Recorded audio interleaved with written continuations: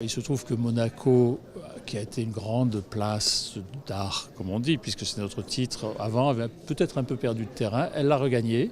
Et nous faisons le magazine là-dessus avec toutes les galeries, les musées, tous ceux qui concourent à la vie artistique de la principauté et qui aujourd'hui était extrêmement forte et très rayonnante. Ensuite, ce sont les thématiques traditionnelles où on parle de tout ce qui se passe à Monaco. On le fait d'ailleurs, très volontiers pour que, à l'extérieur, les gens sachent que Monaco, c'est une vraie économie dynamique, et c'est ce qu'on met en avant à chaque fois.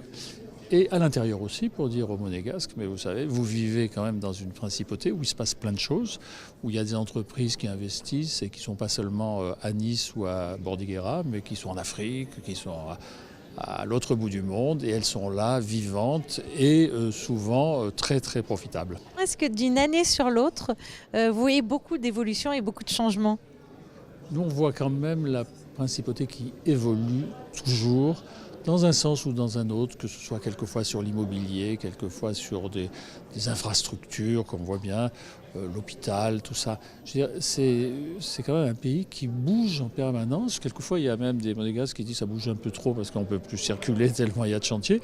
Mais il se trouve que ça bouge, que ça avance et que c'est bien tenu. C'est le sentiment qu'on a, c'est tenu d'une main ferme. Et c'est peut-être l'avantage d'une principauté avec un prince qui est là depuis longtemps et pour longtemps et qui tient bien sa maison.